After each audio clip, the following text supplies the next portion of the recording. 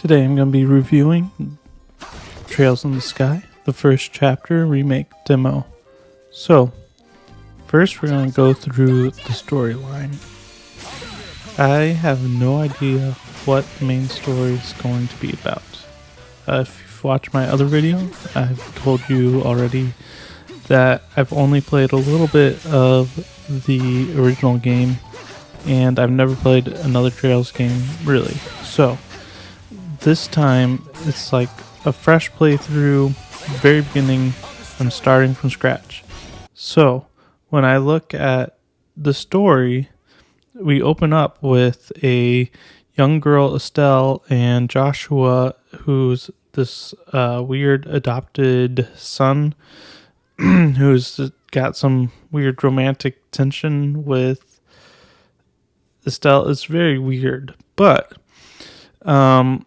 I don't know where the story's going, and then this demo, I think it only really gets to a point where there's some accident that happens, but we don't really know.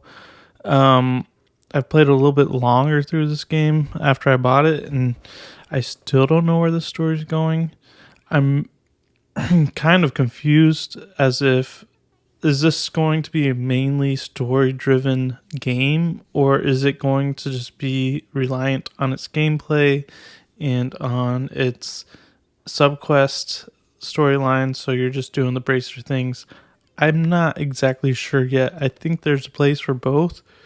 There was a place in the demo that tried to give you some sort of mystery, but if you've ever watched a show before, if you've ever played a game before, you've already know what was going to happen. You're trying to solve a mystery, and the mystery is as clear as day, at least to me it was. So the story is kind of leaving me wanting, especially in this demo. But I like the idea of, these two warring countries that are kind of in a standstill peace agreement, and there's this mysterious thing happening in the background. I would like to see how the bigger picture plays out before I really judge it, but from this demo, if I'm reviewing the demo, I'm gonna say it wasn't great. I don't know if there's a character that I really enjoyed. I don't know if there's a storyline that I'm really looking forward to seeing through, but that gets me to the gameplay, which is clearly the winner of the demo, and what stole my heart about this game. So the gameplay is just perfect in my opinion. Now, there are a few things that I would adjust, but it's everything I've ever really wanted in a JRPG. So if you think about kind of a mix of Kingdom Hearts and Final Fantasy X, it's kind of like that, but not as in depth as an action game maybe as Kingdom Hearts. Maybe the first one, it could kind of get away with that, but I mean, you're not, at least in the demo, you're not blasting magic. I'm not sure if that changes. I will say the action part of the action turn-based combat is a little weak, but I don't really care because I've been wanting a game that does this for so long. I don't know if the other Trails games already have done this before, but I just haven't exactly ever seen a game that gives you a pure turn-based battle system, not like ATB, not like Final Fantasy VII, where you are actively doing action and then you just switch over to turn-based. I love that. I love it. And the turn-based here is so deep. It's probably one of the deepest turn-based systems out there, and I feel like I'm just scratching the surface with what I'm learning. I think there's probably a lot of veterans of the game that could watch my gameplay, or even if I look through my equipment, they would say, "Oh, you're doing this wrong. You should have put this quartz with this quartz." And but it's just fun to experiment with not only the equipment but also the turn-based system.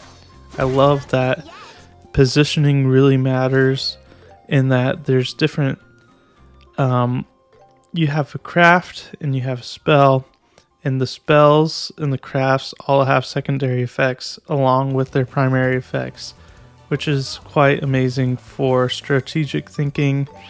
Also, movement matters a lot, speed matters a lot, and on the side of the screen, on the left side, it gives you the turn order. Then on certain turns, you get a bonus for your turn. So at one time you might get free magic bonus, another time you might get like extra money, another time you might get a guaranteed critical hit. All of this adds up because when you play the turn-based game style, you can delay people's turns, you can steal their special ability from them. There's so many things going on with the game, and so many different like area of effect combinations, special abilities to speed you up, slow your enemies down. I love it. The only real problem I have is a little bit with the action.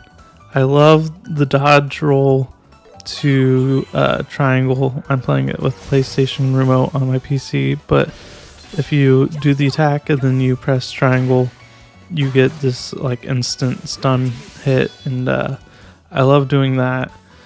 And it's not super deep, but it's a lot better than also grinding through a ton of turn-based battles.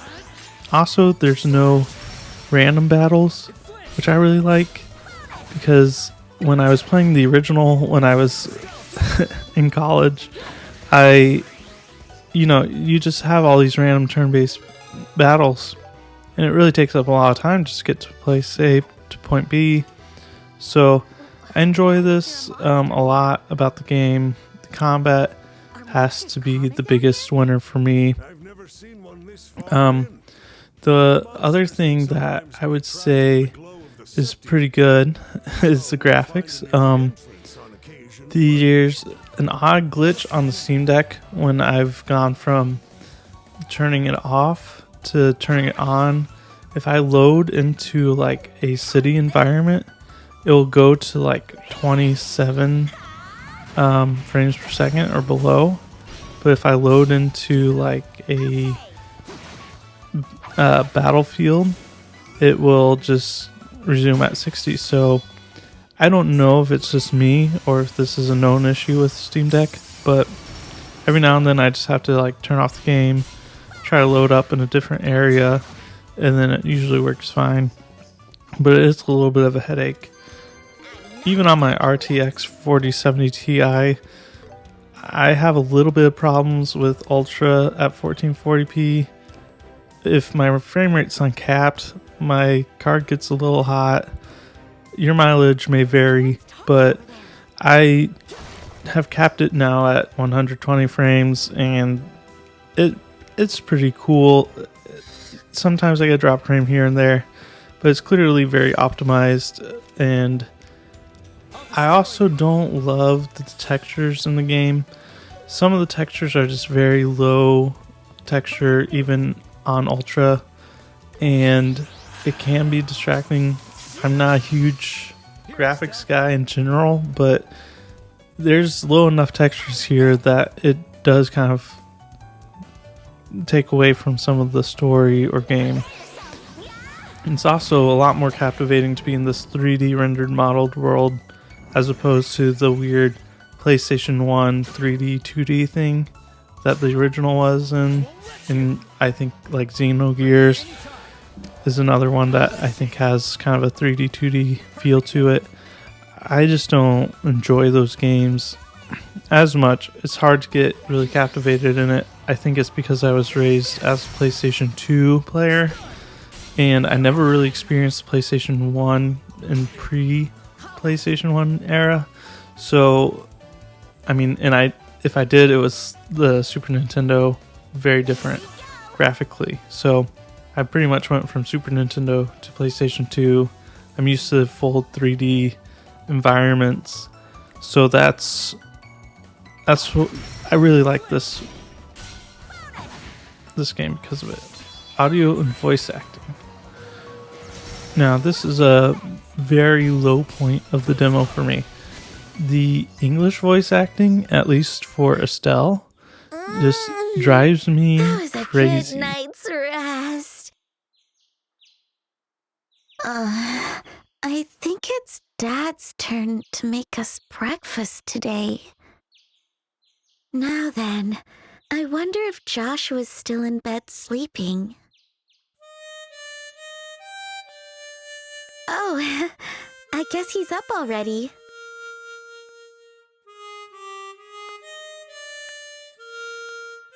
All right. I should get dressed too.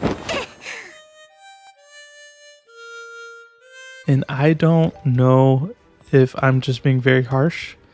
I know Japanese role-playing games have a hard time with English voice acting in general, but and sometimes I don't really care. Like in Kingdom Hearts, I never really cared until I got older. Now I just really it bothers me a little bit because whenever I hear her speak, I just tend to not like her, even though that's unfair. So I don't know.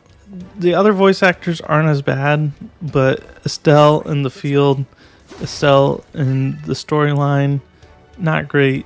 I don't really want to play my game in Japanese because I don't understand Japanese. I have other things going on that I need to look at, that I listen to or look at in the background while playing the game. I don't want to have to read subtitles, especially in the field, for the characters to know what they're saying. So I like playing my games in my native language, which is English, not Japanese.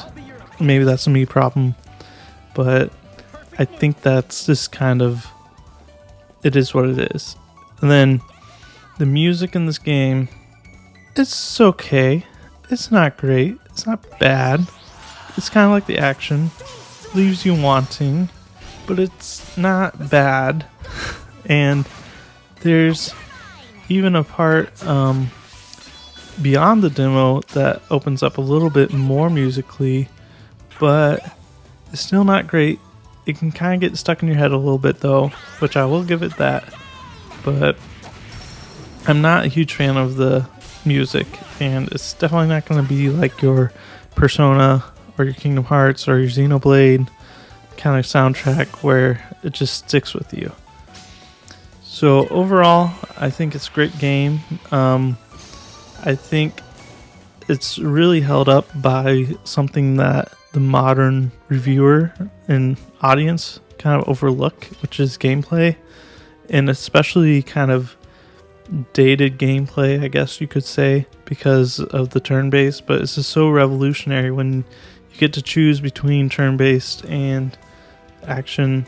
And then even in the end of the battle, you could flee the turn base and still finish in action mode. So I love that. I have some hopes for the story, but I'm not getting a strong vibe right now. For a demo, it's giving you a lot of gameplay. This is giving you, I think I had 8 hours in the demo. So you get a ton of gameplay for this, and I put about like I said, 8 hours, and then I purchased it, and I didn't even finish the demo, but I kind of know where the demo would have stopped based on my playthrough of the actual game. Again, this the game that I've always dreamed of playing. So of course, when I was done with when I was done with enough of the demo, I just had to buy it. I just needed to continue the story. I needed to support the developer. I just wanted to have it in my Steam library. I didn't want to have to deal with the weird save issues with demos that you can sometimes have with the deck in your PC. So overall, great game. I would definitely recommend it. I would probably give it an 8 out of 10, 4 out of 5, whatever you want to say. Worth the download. I think if you love JRPGs, if you at all liked Persona, if you at all like Kingdom Hearts, I think you're going to like this. Another gripe though, if you're coming from the Kingdom Hearts world, which is the other game I'm reviewing right now, the problem is you can't jump in this game, so that takes away from a lot of it. I wish you could jump. I mean, if there was a modder out there listening to this, if you could just add jumping in, that'd be great. So overall, I'll give it an 8 out of 10, 4 out of 5, B, and I'm really looking forward to seeing if the story can deliver, if the voice acting can get better. Those two things just turn around and music can just stay about the same. This probably will be in my top 10 to 15 games. If it's about where it's at right now, it probably won't, but I'll definitely remember this game fondly. Don't forget to subscribe and like, and look out for that future Kingdom Hearts review as well as this game review.